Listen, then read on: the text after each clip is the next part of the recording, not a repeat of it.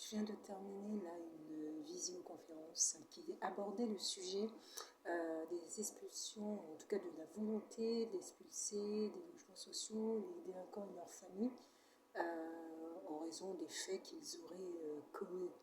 Or, ça serait une double peine.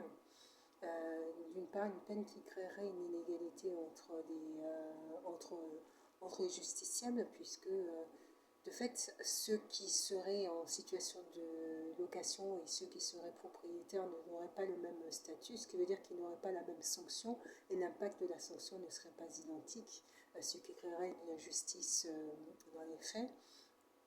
D'autre part, la sanction est individuelle, donc puisque la sanction est individuelle, elle ne peut en aucun cas être collective, ça serait une violation des règles internationales et la France est plus que probable que la France soit condamnée sur ce sujet-là.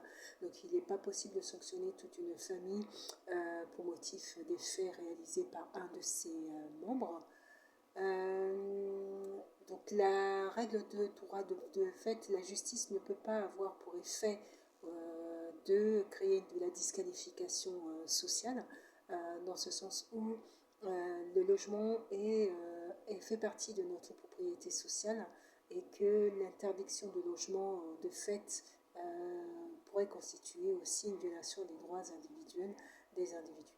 Donc si vous n'avez pas vu, si vous n'avez pas eu l'occasion de suivre donc cette visioconférence, je vous conseille vivement de regarder le replay, parce que c'est assez passionnant. C'est un débat qui cristallise aussi les tensions. Et puis c'est assez intéressant, oui, d'analyser voilà, l'impact et la répercussion, en fait, la répercussion que peut avoir ce projet. Hein, c'est encore au projet, même si dans les faits, même si de manière officieuse, on peut dire que c'est déjà appliqué par les bailleurs sociaux. Les bailleurs sociaux trient, entre guillemets, les candidatures, ce qui est normal. C'est pas dans leur objectif de gérer les tensions que peuvent amener certains locataires. Hein, donc ça peut se comprendre dans les faits. Il y a des principes et les principes que tout le monde est riche. Et puis il y a les faits, celui du droit à tous de pouvoir vivre en sécurité. Et à cela, je conclus sur ce fait et sur la place de la justice. Hein, et ça relève du droit judiciaire, du pouvoir judiciaire, que de pouvoir édicter soit des mesures de placement, soit d'éloignement géographique pour pouvoir répondre aux besoins de tous les acteurs. D'une part, les bailleurs sociaux pour pouvoir assurer la sécurité de leurs locataires. D'autre part, les familles mêmes, parce qu'il y a aussi un problème de sécurité pour ces familles-là.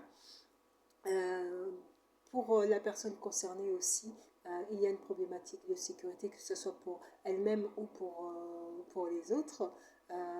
Et puis, ça, je pense que ça permet d'amener une forme d'apaisement qu'on fait. Bien sûr, toujours en y joignant un accompagnement qui soit psychologique, éducatif, social, puis des conseillers de probation également pour ces personnes qu'on fait. Donc voilà. En tout cas, à voir.